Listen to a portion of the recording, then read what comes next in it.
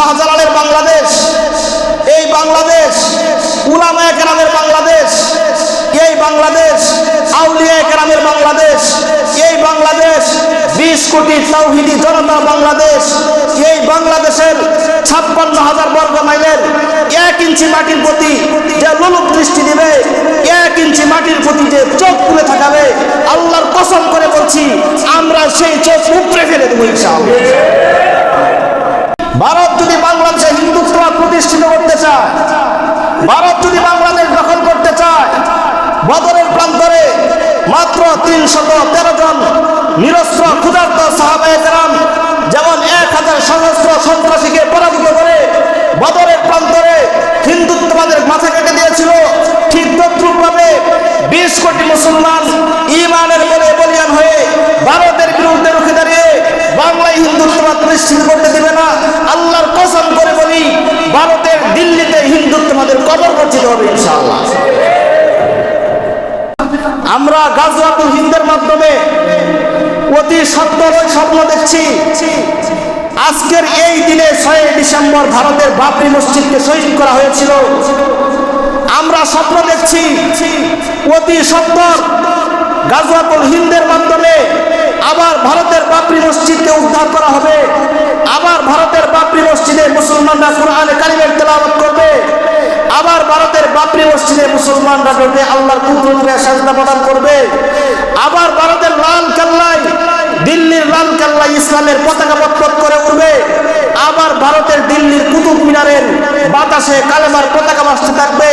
ভারতের প্রতিটি অলিতে-গলিতে কালেমার পতাকা উঠবে। ভারতের প্রতিটি অলিতে-গলিতে লা ইলাহা ইল্লাল্লাহর স্লোগান চলবে। ভারতের প্রতিটি অলিতে-গলিতে জয় শ্রীরামের স্লোগানের পরিবর্তে আল্লাহু আকবারের ধ্বনি প্রতিধ্বনিত হবে ইনশাআল্লাহ। এজন্য শাইখ হারুন ইজহার বলেছিলেন, সাপের মাথা চট্টগ্রামে, সাপের লেজ চট্টগ্রামে, সাপের লেজ বাংলাদেশে, কিন্তু এই সাপের মাথা হচ্ছে দিল্লিতে। মানে দিল্লি থেকে চক্রান্ত করা হচ্ছে। এজন্য আমরা বলতে চাই, আমরা সাপের লেজে পা দিব না। আল্লাহর কসম করে বলছি, যদি কোনো সময় আমাদের সামনে সুযোগ আছে, আমরা দিল্লিতে প্রবেশ করে ওই সাপের মাথা কেটে নেব ইনশাআল্লাহ। নবী করিম সাল্লাল্লাহু আলাইহি ওয়াসাল্লাম বলেন, বুখারীর বর্ণনা, লা ওয়াদিতু আন উতরা ফি সাবিলিল্লাহি সুম্মা উহিয়া সুম্মা উক্তাল সুম্মা উহিয়া সুম্মা উক্তাল সুম্মা উহিয়া সুম্মা উক্তাল। নবীজি বলেন, আমার তো মন চায় আল্লাহ রাব্বুল আলামিন আমাকে একটা জীবন দিবেন, এই জীবন নিয়ে যুদ্ধ করতে করতে আমি আল্লাহর রাস্তায় শহীদ হয়ে যাব। আল্লাহর রাস্তায় শহীদ হওয়ার পরে আবার আমি আল্লাহর কাছে জীবন চাইবো, আল্লাহ তুমি আমাকে নতুন করে আবার আরেকটা জীবন দাও। ওই জীবনটা নিয়ে আমি আবার আল্লাহর রাস্তায় যুদ্ধ করতে করতে শহীদ হয়ে যাব। আবার আমি আল্লাহর কাছে জীবন চাইবো, আল্লাহ আমাকে আবার নতুন করে জীবন দাও।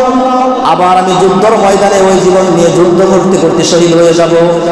নবীজি বলেন, আবার আমি আল্লাহর কাছে জীবন চাইবো, আবার জীবন দিলে ওই জীবন নিয়ে যুদ্ধ করে করে আবার আমি আল্লাহর রাস্তায় শাহাদাত বরণ করব। একটা মাত্র ইবাদত, যে ইবাদতের জন্য নবীজি আল্লাহর কাছে 4 বার জীবনের আকাঙ্ক্ষা করেছেন, সেই ইবাদত হচ্ছে জিহাদ ফি সাবিলিল্লাহ। অন্য কোন ইবাদতের জন্য নবীজি এতবার আল্লাহর কাছে জীবন চাওয়ার তামান্না করেন না। বুঝেন জিহাদ কত গুরুত্বপূর্ণ। অপর হাদিসের মধ্যে এসেছে, মান মাতা ওয়া লাম ইয়াগজু, যে ব্যক্তি মৃত্যুবরণ করলো কিন্তু কোনো সময় সে আল্লাহর রাস্তায় জিহাদ করে নাই, যেমন আমি এবং আপনি আল্লাহর রাস্তায় কোনো সময় জিহাদে যায় নাই। যে ব্যক্তি মৃত্যুবরণ করলো কিন্তু জীবনে কোনোদিন আল্লাহর রাস্তায় জিহাদ করে নাই, ওয়ালাম ইউহাদ্দিস বিহি নাফসাহু, এবং সে মনে মনে জিহাদের তামান্নাও করে নাই, মনে মনে জিহাদের আকাঙ্ক্ষাও তার ছিল না। আহারে, যদি আমার সুযোগ হইতো তাহলে আমি যুদ্ধের ময়দানে শরীক হইতাম, এই আকাঙ্ক্ষাটাও তার নাই। এভাবে সে মৃত্যুবরণ করলো। মাতা আলা শুবাতিন মিনান নিফাক, ওই লোকটা দুনিয়া থেকে মুনাফিক অবস্থায় মৃত্যুবরণ করলো। আল্লাহ রাব্বুল আলামিন আমাদেরকে জুমার সালাত আদায়ের উদ্দেশ্যে মসজিদে আসার বসার তৌফিক দান করেছেন। এজন্য সকলেই দিল খুলে উচ্চ স্বরে কালিমাতুশ শুকর আদায় করি আলহামদুলিল্লাহ। আল্লাহ রাব্বুল আলামিন আমাদেরকে ইসলামের গৌরব দান করে মুসলমান বানিয়ে দুনিয়াতে পাঠিয়েছেন। এজন্য আবারও কালিমাতুশ শুকর আদায় করি আলহামদুলিল্লাহ। আল্লাহ তাআলা দুনিয়াতে অনেক ধর্মের অপশন রেখেছেন, অনেক ধর্ম দুনিয়াতে আছে, কিন্তু আল্লাহ রাব্বুল আলামিনের কাছে একমাত্র মনোনীত নির্বাচিত গ্রহণযোগ্য ধর্ম হচ্ছে ইসলাম। আল্লাহ তাআলা বলেন, ইন্নাদ-দীনা ইনদাল্লাহিল ইসলাম। আল্লাহ রাব্বুল আলামিনের কাছে মনোনীত ধর্ম একমাত্র ইসলাম। এই ইসলাম ধর্মের অনুসারী হওয়া ব্যতীত যে ব্যক্তি দুনিয়া থেকে বিদায় নিবে, ওই ধর্ম আল্লাহ গ্রহণ করবেন না এবং তার জন্য রয়েছে আখিরাতে জাহান্নাম। মুসলমান হওয়া ছাড়া যদি কেউ মৃত্যুবরণ করে তাহলে তার জন্য নিশ্চিত জাহান্নাম। আল্লাহ তাআলা বলেন, وَمَن يَبْتَغِ غَيْرَ الْإِسْلَامِ دِينًا فَلَن يُقْبَلَ مِنْهُ وَهُوَ فِي الْآخِرَةِ مِنَ الْخَاسِرِينَ। যে ব্যক্তি ইসলাম ধর্ম ব্যতীত অন্য কোন ধর্ম অবলম্বন করবে, ইসলাম ধর্মকে বাদ দিয়ে অন্য কোন মতাদর্শ সে গ্রহণ করবে, এরপরে ওই অন্য ধর্মের অনুসারী হয়ে সে কবর দেশে যাবে। আল্লাহ তাআলা বলেন, তার থেকে তার ধর্ম তার কর্ম কোনো কিছুই গ্রহণ করা হবে না। ওয়াহুয়া ফিল আখিরাতি মিনাল খাসিরিন। সে জাহান্নামে, সে পরকালে ক্ষতিগ্রস্তদের অন্তর্ভুক্ত হয়ে যাবে, সে পরকালে জাহান্নামীদের দলভুক্ত হয়ে যাবে। এজন্য ইসলাম আল্লাহ তাআলা যত নিয়ামত আমাদেরকে দান করেছেন, এই সমস্ত নিয়ামতের মধ্যে সবচেয়ে বড় নিয়ামত এবং দৌলত হচ্ছে আমাদের জন্য ঈমান এবং ইসলাম। এই ধর্ম নিয়ে যে মহামানব আগমন করেছেন, উনি হচ্ছেন দুজাহানের বাদশাহ মুহাম্মদুর রাসূলুল্লাহ সাল্লাল্লাহু আলাইহি ওয়াসাল্লাম। কথা ভালো করে বুঝবেন কোন দিকে যায়। মুহাম্মদ সাল্লাল্লাহু আলাইহি ওয়াসাল্লাম নবুয়তের আগ পর্যন্ত মক্কায় 40 বছর ছিলেন। এই 40 বছর সারা মক্কায় মুহাম্মদের শুধু জয় জয়কার ছিল। সবাই মুহাম্মদকে আল আমিন বলে ডাকত, বিশ্বাসী বলে ডাকত, সত্যবাদী বলে ডাকত। সবাই নবী মুহাম্মদকে আমানতদার মনে করত। বড় বড় ব্যবসায়ীরা লক্ষ লক্ষ কোটি কোটি টাকার সম্পদ নবী মুহাম্মদের কাছে এসে আমানত রাখত। স্বর্ণ রূপা অলংকার যত দামি দামি বস্তু আছে এগুলো নবী মুহাম্মদের কাছে এসে আমানত রাখত 40 বছর পর্যন্ত। 40 বছর বয়সে যখন নবী মুহাম্মদকে নবুয়ত প্রদান করা হলো, আল্লাহ তাআলা নির্দেশ দিলেন, ও নবী মুহাম্মদ, ওয়া আনজির আশিরাতাকাল আকরাবিন, যাও তুমি পাহাড়ে দাঁড়ায়া তোমার উম্মতদেরকে, তোমার প্রতিবেশীকে ডাকো, ডেকে তুমি দ্বীনের দাওয়াত দাও। নবী মুহাম্মদ পাহাড়ে উঠলেন, মক্কার গোত্রগুলোকে নাম ধরে ধরে ডাকলেন। মক্কার সকল গোত্র এসে একত্রিত হলো। নবী করিম সাল্লাল্লাহু আলাইহি ওয়াসাল্লাম দাওয়াত দেওয়া শুরু করলেন, ফা ইলাহুকুম ইলাহু ওয়াহিদ, তোমাদের রব হচ্ছেন এক আল্লাহ তাআলা, আমি হচ্ছি সর্বশ্রেষ্ঠ নবী, লা নবিয়্যা বাদি, আমার পরে আর কোনো নবী আসবে না। আর তোমাদের ধর্ম হচ্ছে ইসলাম ধর্ম, সর্বশ্রেষ্ঠ ধর্ম, শান্তির ধর্ম। তো নবী মুহাম্মদ 40 বছর যে লোকটাকে কেউ মিথ্যাবাদী বলে নাই। যখন তিনি দ্বীনের দাওয়াত দেওয়া শুরু করলেন, তাওহীদের দাওয়াত দেওয়া শুরু করলেন, এক বাক্যে সমস্ত মক্কাবাসী নবী মুহাম্মদকে মিথ্যাবাদী বলা শুরু করলেন। এরপরে মুহাম্মদ সাল্লাল্লাহু আলাইহি ওয়াসাল্লাম দ্বীনের দাওয়াত দিয়ে যাচ্ছেন। কেউ দাওয়াত কিন্তু গ্রহণ করে না। হাটে বাজারে ঘাটে বিভিন্ন সমাবেশে মানুষদেরকে তিনি বুঝাচ্ছেন, এক আল্লাহর প্রতি মানানো, আমাকে শেষ নবী হিসাবে মানো, ইসলামকে ধর্ম হিসেবে গ্রহণ করো। কিন্তু তারা তার ধর্ম কেউ গ্রহণ করে নাই। উল্টো নবী মুহাম্মদ সাল্লাল্লাহু আলাইহি ওয়াসাল্লামের উপর তারা অত্যাচার বাড়িয়ে দিয়েছে। নবী মুহাম্মদ সাল্লাল্লাহু আলাইহি ওয়াসাল্লামকে তারা বিভিন্নভাবে অ্যাটাক করেছে, আক্রমণ করেছে, কথা এবং কাজের মাধ্যমে নবী মুহাম্মদকে বিরক্ত করার চেষ্টা করেছে। মুহাম্মদ সাল্লাল্লাহু আলাইহি ওয়াসাল্লাম যখন হজের মৌসুমে মক্কার বহিরাগত লোকদেরকে যখন দাওয়াত দিতেন, তখন তারা মক্কার বিভিন্ন রাস্তার মধ্যে বসে থাকত। বসে বসে মানুষদেরকে বলে দিত, আমাদের মক্কায় একটা পাগল আছে মুহাম্মদ, তোমরা তার কাছে কেউ যাও না। মুহাম্মদ নামে একটা জাদুকর আছে, তোমরা তার কাছে যাবে না। তোমরা যদি তার কাছে যাও তাহলে তোমাদেরকে জাদু করবে। মুহাম্মদ নামে একজন কবি আছে, তোমরা তার কথা শুনবে না, সে কবিতার দ্বারা মানুষকে মুগ্ধ করে ফেলে। এরকম বিভিন্ন রকমের চক্রান্ত করে নবী মুহাম্মদের দ্বীনের আলোকে শ্রদ্ধা করতে চেয়েছিল, নিভিয়ে দিতে চেয়েছিল। এই কাজটা কারা করেছিল? যারা মূর্তি পূজা করত। মক্কার মধ্যে তখন সকলেই শিরক করে, সকলেই মূর্তি পূজা করে।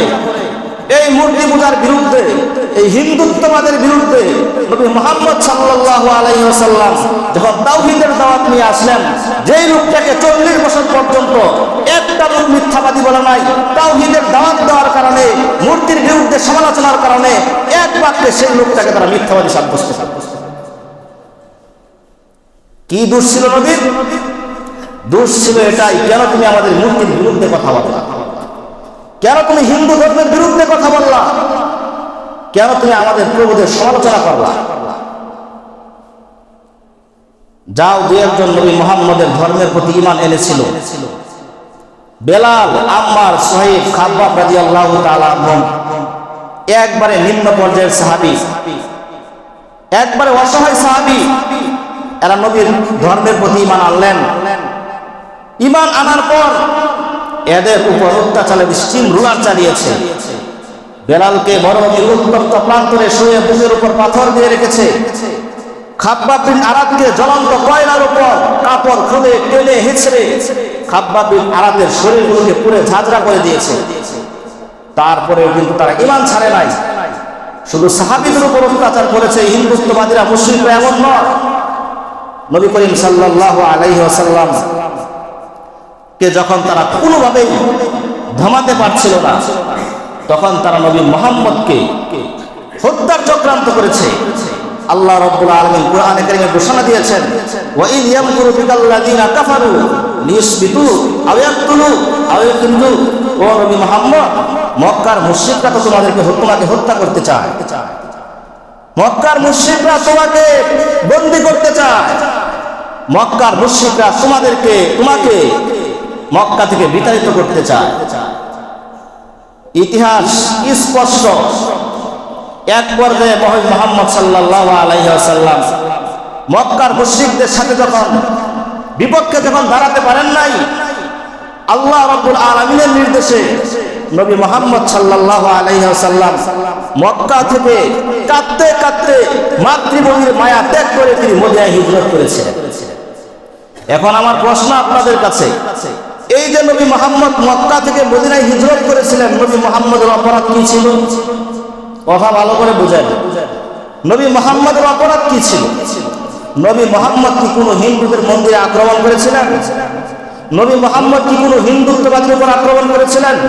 নবী মুহাম্মদ কি কোনো মূর্তি ভেঙেছিলেন? নবী মুহাম্মদ কি ইসলাম ধর্ম গ্রহণে বাধ্য করেছিলেন? না, কোনোটাই করেন নাই। নবী মুহাম্মদ শুধু তার ধর্মটাকে প্রচার করেছিলেন, এর বাহিরে কোনো কাজ তিনি করেন নাই। কিন্তু মক্কার মুশরিকরা, এই উগ্রপন্থী হিন্দুরা চেয়েছিল নবী মুহাম্মদের উপর হিন্দুত্ববাদ চাপিয়ে দিতে।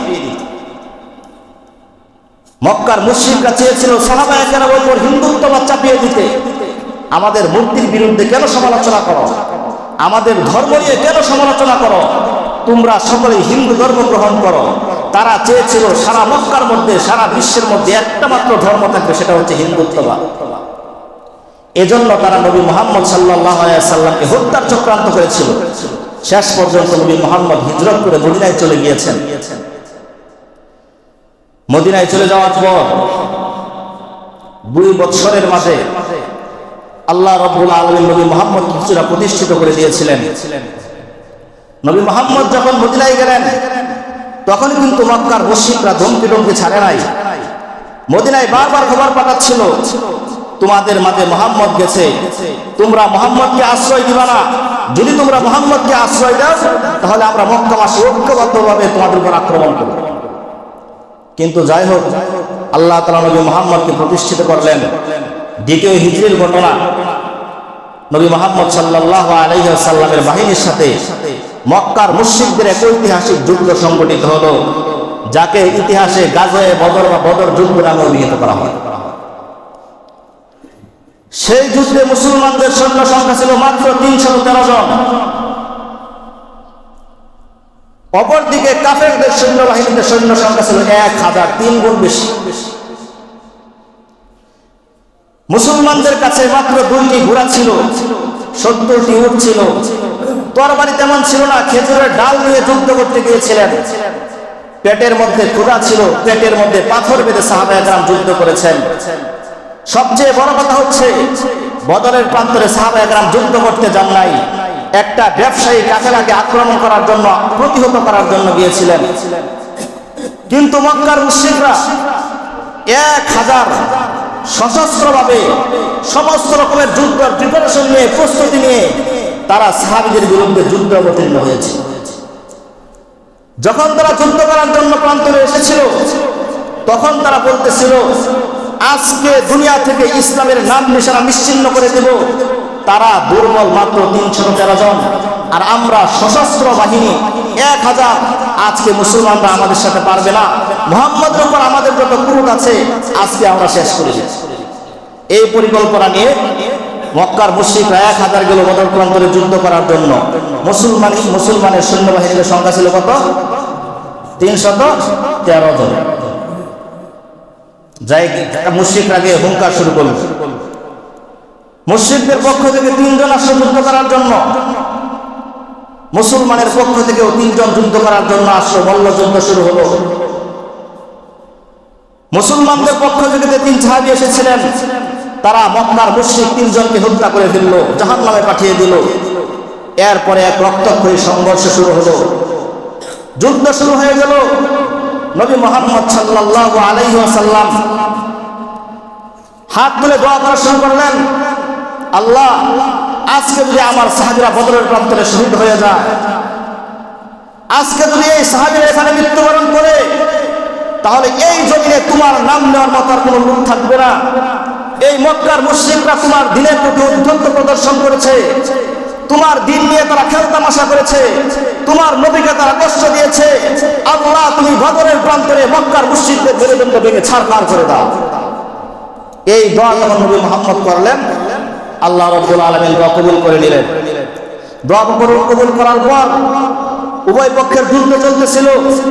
ইতিহাস সাক্ষী, 313 জন নিরস্ত্র, ক্ষুধার্ত, অসহায়, দুর্বল সাহাবায়ে কেরাম যখন 1000 সশস্ত্র এই হিন্দু সন্ত্রাসীদের বিরুদ্ধে যুদ্ধ অবতীর্ণ হয়েছিল, আল্লাহ রাব্বুল আলামিনের অনুগ্রহে ওই মাত্র 313 জন নিরস্ত্র, ক্ষুধার্ত, অসহায় সাহাবায়ে কেরাম বিজয় লাভ করেছে।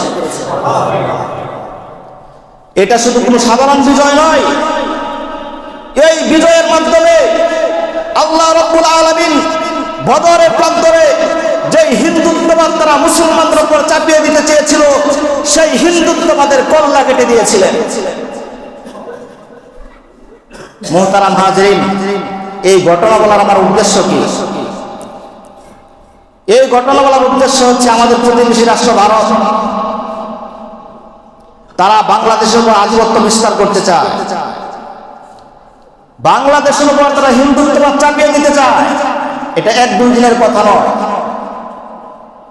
তারা বাংলাদেশকে ভারতের অঙ্গরাজ্য বানাতে চায়। তারা মনে করে বাংলাদেশ তো জনসংখ্যায় কম, বাংলাদেশের অস্ত্র শস্ত্র কম, বাংলাদেশের অর্থনৈতিক সমৃদ্ধি কম, এজন্য তারা সবসময় বাংলাদেশকে ছোট চোখে দেখে তারা বাংলাদেশ দখল করতে চায়।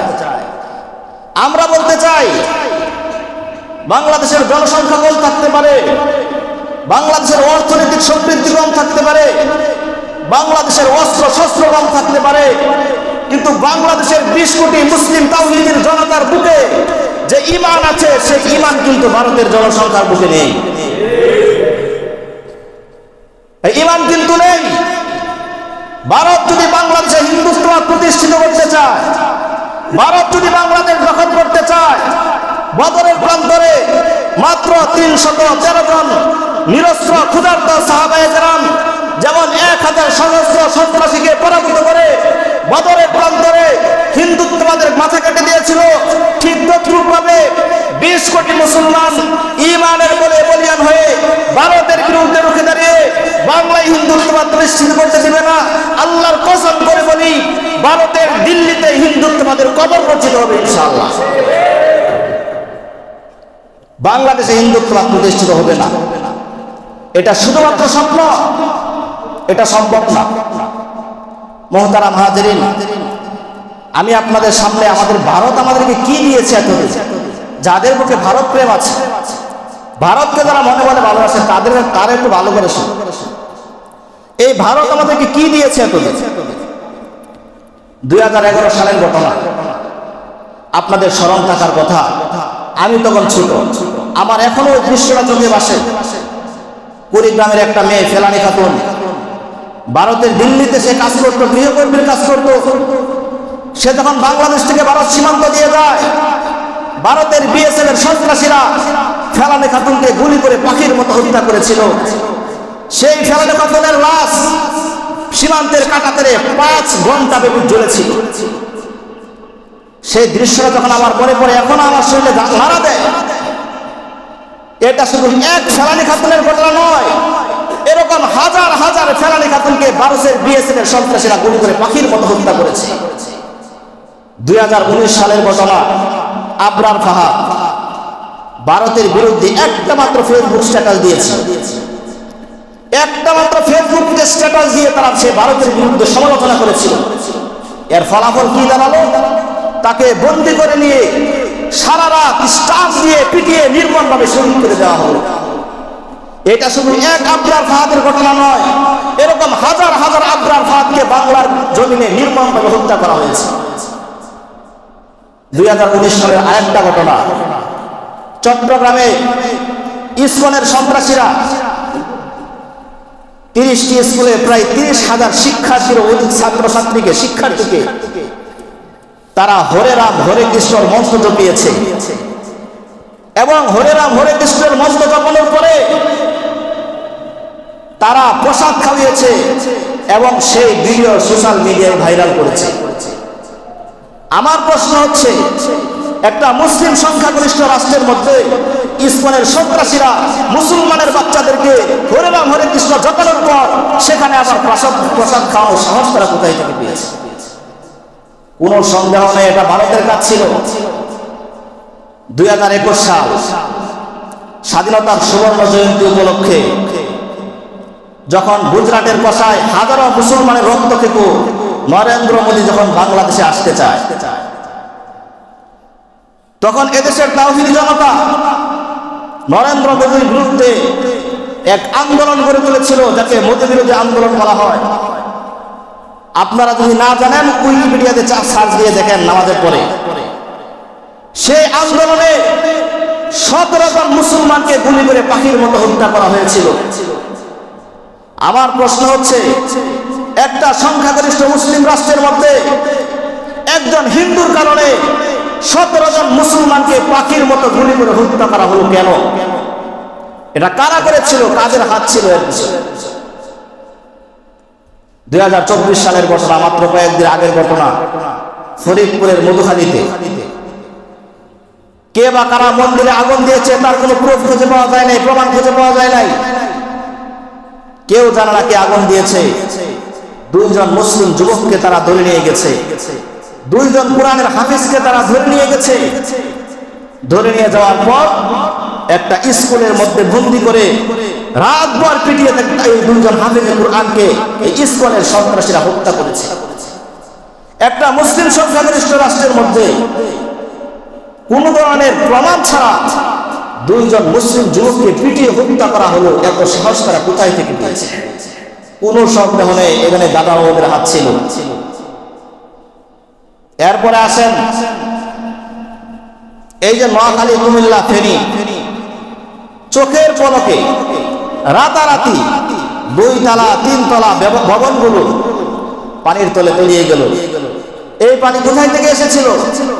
কারা এই পানি ছেড়েছিল? বাংলাদেশের ওইদিকে ময়মনসিংহ, নাগদাবাড়ি, শেরপুর রাতারাতি সব পাহাড়ি তলে তলিয়ে গেল। শত শত ঘর বাড়ি বিধ্বস্ত হলো, শত শত মানুষ বসত ভিটা হারা হলো, লক্ষ লক্ষ কোটি কোটি টাকার সম্পত্তি নষ্ট হলো। এই পানি রাতারাতি কোথায় থেকে এসেছে? এরপরে ভারতীয় যে সমস্ত আগ্রাসন বর্তমানে আমার দেশে চলছে, সবচেয়ে ভয়ঙ্কর আগ্রাসন হচ্ছে মিডিয়া আগ্রাসন। আজকে বাংলাদেশে দেখেন প্রত্যেকটা ঘরে ঘরে ভারতীয় টিভি চ্যানেল চলে। এই টিভি চ্যানেলগুলোতে কি শেখানো হচ্ছে?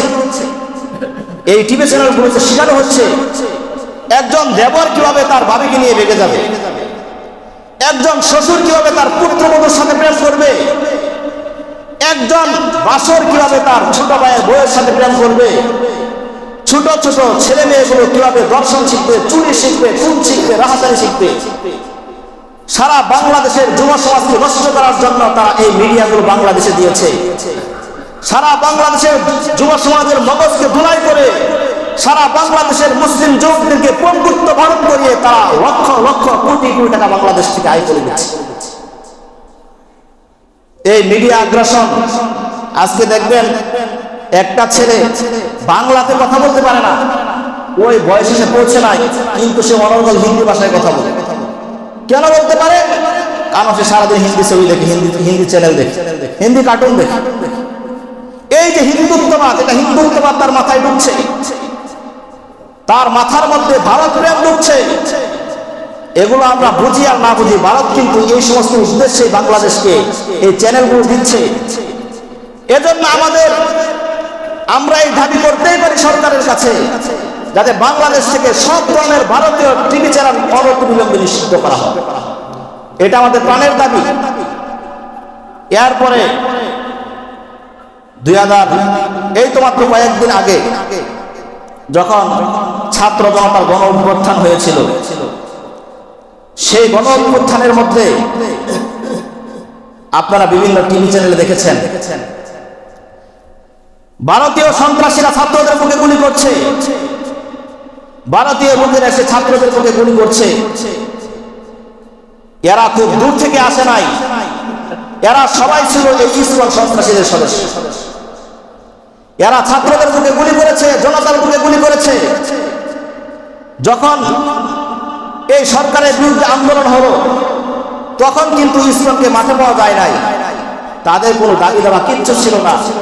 যখন এই সরকার পলায়ন করলো, তখন যেহেতু তারা এই সরকার তাদের বান্ধবী বা তাদের বন্ধু যখন দেশ থেকে পলায়ন করলো, তখন তারা ইসকনের হাত ধরে সেই ফ্যাসিস্ট সরকারকে আবার বাংলাদেশে প্রতিষ্ঠিত করার জন্য এই পায়তারা করেছে।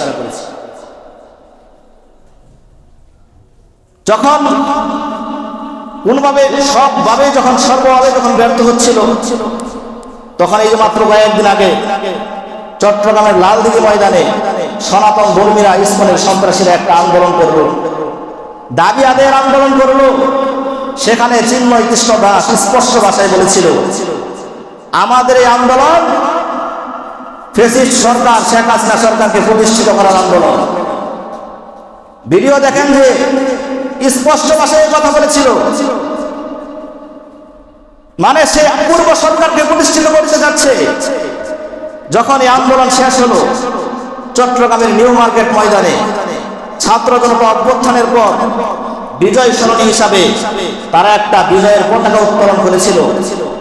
সেই বাংলাদেশের স্বাধীন পতাকার উপর এই ইসকনের সন্ত্রাসীরা গেরুয়া পতাকা উত্তোলন করে বাংলাদেশের নতুন স্বাধীনতার প্রতি তারা বিভ্রান্তি প্রদর্শন করেছে। এখানেই তারা শেষ করে নাই, এখানেই তারা ক্ষান্ত হয় নাই। তারা চট্টগ্রামকে নিয়ে চক্রান্ত করেছিল, তারা পুরো বাংলাদেশটাকে তাদের আয়ত্তে নিতে চেয়েছিল। মোহতারাম হাজিরিন, এরপরে যখন চিন্ময় কৃষ্ণ দাসের উপর রাষ্ট্রদ্রোহিতার মামলা হলো, রাষ্ট্রদ্রোহিতার মামলায় থেকে গ্রেফতার দেখানো হলো। আচ্ছা, আমার প্রশ্ন আপনাদের কাছে, যদি এই কাজটা কোনো হিন্দু ইসকনের সন্ত্রাসী না করে কোনো মুসলমান যদি বাংলাদেশের স্বাধীন দেশের স্বাধীন পতাকার উপর অন্য কোনো মতবাদের পতাকা উড়াতো, তাহলে কি তাকে গ্রেফতার করা হতো না? অবশ্যই গ্রেফতার করা হতো। তাহলে যখন চিন্ময় কৃষ্ণ দাসকে যখন গ্রেফতার করা হলো, তখন কেন ভারত সহ সমস্ত হিন্দুত্ববাদ মরে বসলো? ডাল মে কুছ কালা হে, কোনো একটা সমস্যা আছে। 2012 সালের ঘটনা আপনাদের স্মরণ থাকার কথা। বিশ্বজিৎ দাসকে দিনের দুপুরে কুপিয়ে কুপিয়ে রাস্তায় হত্যা করা হয়েছে। তখন কোনো হিন্দুত্ববাদের পক্ষ থেকে কোনো বিবৃতি আসে নাই। বিশ্বজিৎ কি হিন্দু ছিল না মুসলমান ছিল? হিন্দু ছিল। কিন্তু চিন্ময় কৃষ্ণ দাসকে যখন গ্রেফতার করা হলো, ভারতের পররাষ্ট্র মন্ত্রণালয় থেকে পর্যন্ত বিবৃতি চলে আসে। সমস্যা কোথায়? এই সমস্যা বুঝতে হবে, মাথা নিয়ে চলতে হবে। মোহতারাম হাজিরিন, এরপরে যখন চিন্ময় কৃষ্ণ দাসকে গ্রেফতার করে আদালতে নিয়ে যাওয়া হলো, আদালত তার জামিনকে নামঞ্জুর করে দিল। তখন আপনারা দেখেছেন এই ইসকনের সন্ত্রাসীরা চট্টগ্রাম আদালত প্রান্ত অবরোধ করল। পুলিশের সাথে তারা সংঘর্ষে জড়ালো। শুধু পুলিশের সাথেই তারা সংঘর্ষ জড়ায় নাই, চট্টগ্রাম আদালত প্রান্তরের মসজিদ সহ 12টার অধিক মসজিদে তারা ভাঙচুর করেছিল এবং শত শত মুসলমানকে তারা মুসল্লিদেরকে তারা রক্তাক্ত করেছিল। সবচেয়ে বড় দুঃখজনক ঘটনা হচ্ছে সাইফুল ইসলাম আলিফ নামে রাষ্ট্রপক্ষের একজন আইনজীবীকে দিনের দুপুরে তারা চট্টগ্রামের আদালত প্রান্তরে জবাই করে হত্যা করেছে। এখন আমার প্রশ্ন, একটা মুসলিম সংখ্যাগরিষ্ঠ রাষ্ট্রের মধ্যে মাত্র কয়েকজন হিন্দু মিলে কয়েকজন হিন্দুর মদদে একজন মুসলিম রাষ্ট্রের মুসলিম আইনজীবীকে হত্যা করার সাহস তারা কোথায় থেকে পেয়েছে? একটু চিন্তা করে দেখেন। এজন্য শেখ হারুন ইজহার বলেছিলেন, সাপের মাথা চট্টগ্রামে, সাপের লেজ চট্টগ্রামে, সাপের লেজ বাংলাদেশে, কিন্তু এই সাপের মাথা হচ্ছে দিল্লিতে। মানে দিল্লি থেকে সকল চক্রান্ত করা হচ্ছে। এজন্য আমরা বলতে চাই, আমরা সাপের লেজে পা দিব না। আল্লাহর কসম করে বলছি, যদি কোনো সময় আমাদের সামনে সুযোগ আছে, আমরা দিল্লিতে প্রবেশ করে ওই সাপের মাথা কেটে ফেলবো ইনশাআল্লাহ। মোহতারাম হাজিরিন, এরপরে ভারতীয় একটা টিভি চ্যানেল আছে রিপাবলিক বাংলা। আপনারা কে কে টিভি চ্যানেলটা দেখেছেন? হাত তোলেন দেখি। রিপাবলিক বাংলা একটা টিভি চ্যানেল আছে। একটা লোক শুধু ব্যাঙের মতো লাফায়, দেখেন নাই? মোবাইল চালানো নাকি আপনার? এই একটা লোক খালি ব্যাঙের মতো লাফায়। রিপাবলিক বাংলা একটা টিভি চ্যানেল আছে। তো সেই চ্যানেলের মধ্যে দেখবেন খালি গুজব ছাড়া, খালি গুজব ছাড়া। ওই দিন সে বলতেছে যে এই যে চট্টগ্রাম, এই চট্টগ্রামটা যদি ভারতের অংশ হয়ে যায়, তাহলে ভারতের জন্য অনেক সুযোগ সুবিধা হবে, ভারতের জন্য অনেক সুযোগ সুবিধা হবে। মোহতারাম হাজিরিন, আমরা বলতে চাই, এই বাংলাদেশ শাহজালালের বাংলাদেশ, এই বাংলাদেশ উলামায়ে কেরামের বাংলাদেশ, এই বাংলাদেশ আউলিয়ায়ে কেরামের বাংলাদেশ, এই বাংলাদেশ 20 কোটি তাওহীদি জনতা বাংলাদেশ। এই বাংলাদেশের 56,000 বর্গ মাইলের 1 ইঞ্চি মাটির প্রতি যে লোলুপ দৃষ্টি দিবে, 1 ইঞ্চি মাটির প্রতি যে চোখ তুলে থাকাবে, আল্লাহর কসম করে বলছি, আমরা সেই চোখ উপড়ে ফেলে দেবো ইনশাআল্লাহ। মোহতারাম হাজিরিন, তারা মনে করেছে বাংলাদেশ অনেক সহজ। মুসলমানের ইতিহাস এত সহজ না। একজন মুসলমান 100 জনের জন্য যথেষ্ট, 1000-এর জন্য যথেষ্ট। মুসলিম জাতি, মুসলমান ঐতিহ্য করে দেখেন, 2-3 হাজার সৈন্য নিয়ে 2-3 লক্ষ কাফেরের বিরুদ্ধে যুদ্ধ করে বিজয়ী হয়েছে। এমন ইতিহাসে মুসলমানের আছে। মুসলমানের ঈমান আছে। এই ঈমানের বিরুদ্ধে কোনো অস্ত্র শস্ত্র, কোনো হাতিয়ার দিয়ে কাজ হবে। তারা যতটা সহজ ভাবছে, বিষয়টা এত সহজ নয়। মোহতারাম হাজিরিন, আমি আপনাদেরকে একটা সুসংবাদ শোনাতে চাই। নবী করিম সাল্লাল্লাহু আলাইহি ওয়াসাল্লাম হাদিসের মধ্যে বলে গিয়েছেন, মুসনাদে আহমদের riwayat, নবীজি বলেছেন শেষ জমানায়, মানে এখন শেষ জমানায় মুসলমানের মধ্যে এবং হিন্দুদের মধ্যে একটা রক্তক্ষয়ী সংঘর্ষ হবে। মুসলমানের মধ্যে মুশরিকদের মধ্যে একটা রক্তক্ষয়ী যুদ্ধ হবে, যাকে হাদিসের ভাষায় গাজওয়াতুল হিন্দ বলা হয়। ভালো করে শুনেন, সেই যুদ্ধে মুসলমানরা 3 দলে বিভক্ত হয়ে যাবে। একটা দল হিন্দুদের মুশরিকদের সংখ্যা গরিষ্ঠতা দেখে পিছপা হয়ে যাবে, তারা ভয়ে পালিয়ে যাবে। এই দলটাও বাংলাদেশে আছে, এখনো আছে। আরেকটা দল যুদ্ধ করতে করতে করতে করতে শাহাদাত বরণ করবে, আরেকটা দল যুদ্ধ চালিয়ে যাবে। আল্লাহ রাব্বুল আলামিনের নির্দেশে সেই মুসলমানরাই মুশরিকদের বিরুদ্ধে, হিন্দুদের বিরুদ্ধে বিজয় লাভ করবে। এই সময়টা আমাদের সামনে আসতেছে। মুহতারাম হাজরিন, এই যুদ্ধের কি ফজিলত হবে? যারা এই যুদ্ধে শাহাদাত বরণ করবে, আল্লাহ রাব্বুল আলামিন তাদেরকে বিনা হিসাবে জান্নাত দিয়ে দিবেন। আর যারা এই যুদ্ধে জীবিত থাকবে, গাজী হয়ে বেঁচে থাকবে, এক জনের মর্যাদা হবে বদরের সাহাবায়ে কেরামের মর্যাদা সমপরিমাণ। মুহতারাম হাজরিন, এই যুদ্ধে যদি শরীক হওয়ার সুযোগ হয়, তাহলে কারা কারা শরীক হবেন? হাত তুলে দেখান। আল্লাহ রাব্বুল আলামিন আমাদেরকে কবুল করুন। এখন এই জিহাদ, যুদ্ধ নিয়ে কথা বলতেছিলাম। আমরা তো জিহাদ সম্পর্কে কথা শুনি না, বুঝি না। জিহাদ হচ্ছে মুমিনের পার্ট অফ লাইফ, জীবনের অংশ। জিহাদ ছাড়া কোনো মুমিনের ঈমান পরিপূর্ণতা লাভ করতে পারে না। সূরা তাওবার মধ্যে আল্লাহ রাব্বুল আলামিন বলেছেন, ইন্নাল্লাহা আশতারা মিনাল মুমিনিনা আনফুসাহুম ওয়া আমওয়ালাহুম বিআন্না লাহুমুল জান্নাহ ইউকাতিলুনা ফি সাবিলিল্লাহি ফায়াকতুলুনা ওয়া ইউকতালুন। আল্লাহ রাব্বুল আলামিন বলেন, নিশ্চয় আল্লাহ রাব্বুল আলামিন মুসলমানদের থেকে তাদের জান এবং মাল ক্রয় করে নিয়েছেন। নিশ্চয় আল্লাহ তাআলা মুমিনদের থেকে তাদের জান মাল ক্রয় করে নিয়েছেন। কিসের বিনিময়ে ক্রয় করে নিয়েছেন? আল্লাহ বলেন জান্নাতের বিনিময়ে ক্রয় করে নিয়েছেন। মানে আল্লাহ রাব্বুল আলামিন হচ্ছেন ক্রেতা, আর আমি আর আপনি হচ্ছে বিক্রেতা। আমি আমার জান মালকে আল্লাহর কাছে বিক্রি করে দিয়েছি, আল্লাহ রাব্বুল আলামিন কিনে নিয়েছেন, জান্নাতের বিনিময়ে কিনে নিয়েছেন। এখন কথা হচ্ছে, আল্লাহ রাব্বুল আলামিন যদি আমাদের কাছ থেকে জান্নাতের বিনিময়ে আমার জান মাল নিয়ে নেন, ক্রয় করে নিয়ে নেন, তাহলে আমার জান মাল আল্লাহকে দিয়ে দিতে হবে।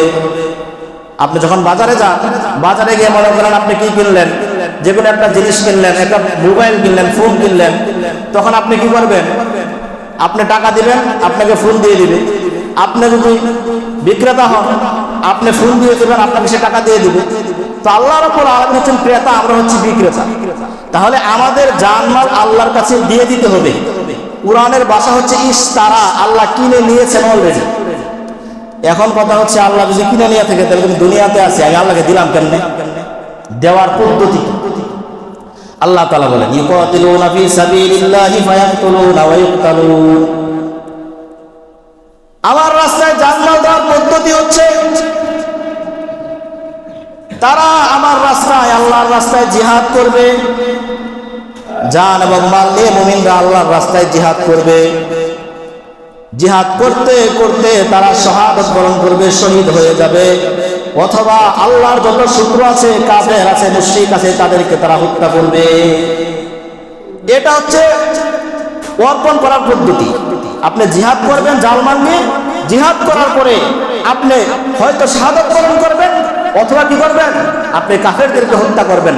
যদি আপনি আপনার জানমাল দিয়ে জিহাদের ময়দানে যান, তাহলে আপনি আল্লাহকে আপনার জানমাল সুপর্দ করে দিলেন। বাস, এখন কয় বিক্রয় হয়ে গেছে। এই বান্দা যখন মৃত্যুবরণ করবে, আল্লাহ রাব্বুল আলামিন সাথে সাথে তাকে জান্নাতে ঢুকিয়ে দেন। এই হচ্ছে আল্লাহর সাথে আমাদের কয় বিক্রয়। সূরা তাওবার আয়াত, কুরআনের আয়াত, অবিশ্বাসের কোনো সুযোগ নাই।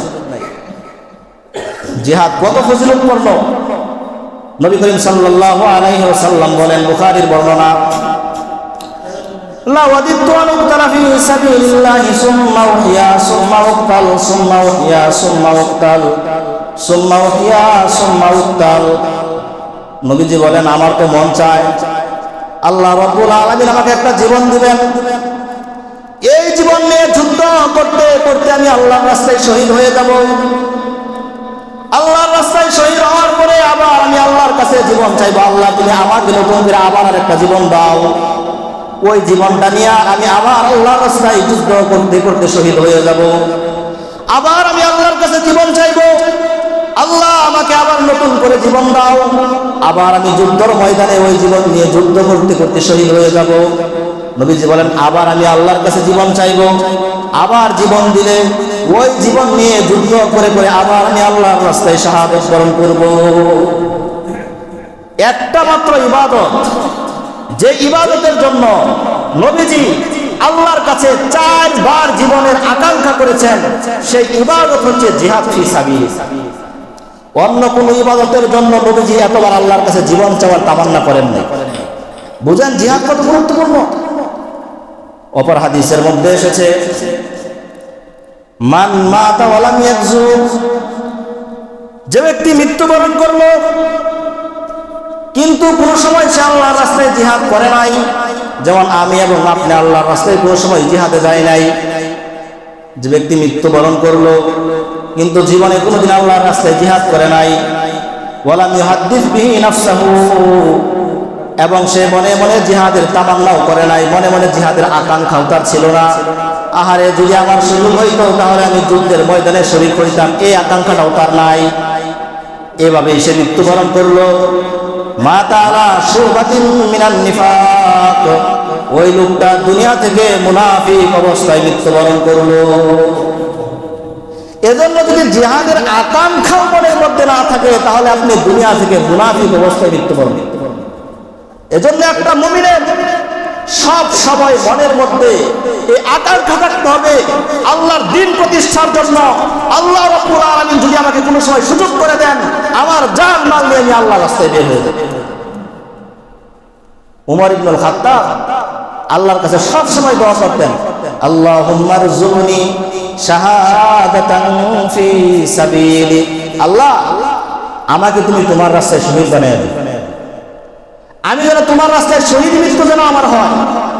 উমর ইবনুল খাত্তাব সব সময় এই দোয়াটা করতেন। এজন্য এই দোয়াটা করবেন। এই দোয়াটা যদি আপনি করেন তাহলে বোঝা গেল আপনার মনে কি আছে, জিহাদের তামান্না আছে, আপনি মুনাফিক না। এজন্য এই দোয়াটা সবাই করবেন।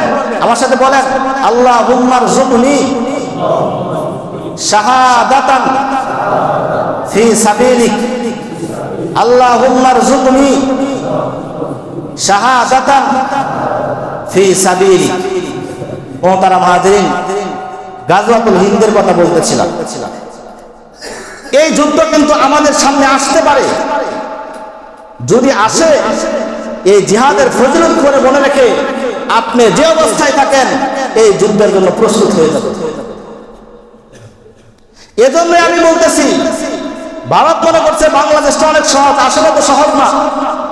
বাংলাদেশে মুজাহিদরা থাকে, বাংলাদেশে মুমিনরা থাকে, তাদের জান মাল আল্লাহর কাছে সুপর্দ করা, তাদের রিজিক আল্লাহ রাব্বুল আলামিন দান করেন। ভারত থেকে আমাদের রিজিক আসে। এজন্য যারা বলে ভারতের সীমানা বদ্ধ করে, সীমান্ত বন্ধ করে দিবে, ভারতের সীমান্ত বন্ধ করে দিলে আমাদের কি? ভারতের সীমান্ত যদি বন্ধ হয়ে যায় আমাদের কি হবে? ভারতে চিকিৎসা করতে গেলাম, ভারত কি আমাকে বাঁচাইতে পারবে যদি আল্লাহ মৃত্যু দেন? ভারতের সীমান্ত যদি বন্ধ হয়ে যায় সবচেয়ে বেশি ক্ষতিগ্রস্ত হয়ে ভারত। ইতিমধ্যেই দেখবেন মাফসা শুরু হয়ে গেছে। ভারতের সবচেয়ে বিগ কাস্টমার হচ্ছে বাংলাদেশ। বাংলাদেশ যদি ভারতের পণ্য কিনা বন্ধ করে দেয়, এখন তো ভারতে পায়খানা করার জায়গা নাই, কয়েকদিন পরে পেশাব করার জায়গাও থাকবে না। এজন্য ভারতের হুমকি ধুমকিতে বাংলাদেশ চলবে না। আগে চলছে ওটা ভিন্ন কথা, গোলামি করছে। মুহতারাম হাজিরিন, এজন্য সামনে আমাদের সামনে যখন গাজওয়াতুল হিন্দের এত সুন্দর মানচিত্র যখন আমাদের সামনে আছে, এজন্য আমি পরিশেষে বলতে চাই, বাংলাদেশে কোনো সময় হিন্দুত্ববাদ প্রতিষ্ঠিত হবে না। আমরা গাজওয়াতুল হিন্দের মাধ্যমে অতি সত্বর স্বপ্ন দেখছি। আজকের এই দিনে 6 ডিসেম্বর ভারতের বাবরি মসজিদকে শহীদ করা হয়েছিল। আমরা স্বপ্ন দেখছি অতি সত্বর গাজওয়াতুল হিন্দের মাধ্যমে আবার ভারতের বাবরি মসজিদকে উদ্ধার করা হবে। আবার ভারতের বাবরি মসজিদে মুসলমানরা কোরআনে কারিমের তেলাওয়াত করবে। আবার ভারতের বাবরি মসজিদে মুসলমানরা ঢুকে আল্লাহর কুতুবে সাজদা প্রদান করবে। আবার ভারতের লাল কেল্লায়, দিল্লির লাল কেল্লায় ইসলামের পতাকা পতপত করে উঠবে। আবার ভারতের দিল্লির কুতুব মিনারের বাতাসে কালেমার পতাকা ভাসতে থাকবে। ভারতের প্রতিটি অলিতে কালেমার পতাকা উঠবে। ভারতের প্রতিটি অলিতে লা ইলাহা ইল্লাল্লাহর স্লোগান চলবে। ভারতের প্রতিটি অলিতে জয় শ্রীরামের স্লোগানের পরিবর্তে আল্লাহু আকবারের ধ্বনি প্রতিধ্বনিত হবে ইনশাআল্লাহ। এজন্য ঈমান এটা আল্লাহ রাব্বুল আলামিন আমাদেরকে দিয়েছেন। মুসলমান কোন সময় কারো কাছে নত থাকতে পারে না। মরবো তো বাঘের মতো মরবো, বেঁচে থাকবো তো বাঘের মতো বেঁচে থাকবো, সিংহের মতো বেঁচে থাকবো। এই জীবন আল্লাহর দান। আজকে আপনি ভারতকে দেখে ভয় পেয়ে পলায় গেলেন গর্তের মধ্যে, কেন? আল্লাহ তা এর আগে আপনাকে মৃত্যু দিতে পারে না? আজকে যুদ্ধ শুরু হয়ে গেল, আপনি যুদ্ধে গেলেন না, ঘরে বসে রইলেন। যুদ্ধ শুরু হওয়ার আগে আল্লাহ তাআলা আপনাকে মৃত্যু দিতে পারেন না? তাহলে কেন আপনি পিছপা হবেন? পিছপা হওয়ার কোনো প্রশ্নই ওঠে না। সর্বশেষ কথা আমি বয়ান শেষ করে দিচ্ছি। বাংলাদেশ জাতীয়তাবাদী দল এর একজন যুগ্ম মহাসচিব রুহুল কবির রিজভী সাহেব, গতকালকে যারা মিডিয়া দেখেছেন, উনি নিজের স্ত্রীর ওয়াইফের শাড়ি এবং চুড়ি পুড়িয়ে দিয়ে ভারতীয় পণ্য বয়কটের ডাক দিয়েছেন। আপনারা না দেখলে দেখে নেবেন নামাজের পরে। বউয়ের শাড়ি চুরি পুড়ে দিয়েছেন, পুড়িয়ে দিয়ে তিনি ভারতীয় পণ্য বয়কটের ডাক দিয়েছেন। এজন্য আমাদেরও যদি সম্ভব হয় আমরা ইনশাআল্লাহ কোনো সময় ভারতীয় পণ্য ক্রয় করব না, যদি আমাদের হাতে অন্য অপশন থাকে। এটাও আপনার ইমানি দায়িত্ব, এটাও আপনার ইমানি দায়িত্ব। যারা আপনার দেশের ঈমানকে নষ্ট করতে চায়, আপনার দেশের সার্বভৌমত্বকে নষ্ট করতে চায়, তাদেরকে টাকা পয়সা দিয়ে আপনি যদি সাহায্য করেন, ফাহুয়া মিনহুম, আপনি তাদের অন্তর্ভুক্ত হয়ে গেলেন। এজন্য যদি আমাদের হাতে বিকল্প থাকে, অন্য কোনো অপশন থাকে, যথাসম্ভব আমরা ভারতীয় পণ্য ব্যবহার করা থেকে দূরে থাকব। আল্লাহ রাব্বুল আলামিন আমাদেরকে উক্ত কথাগুলোর উপর আমল করার তৌফিক দান করুন। সকলে উচ্চস্বরে বলে আমিন। একটা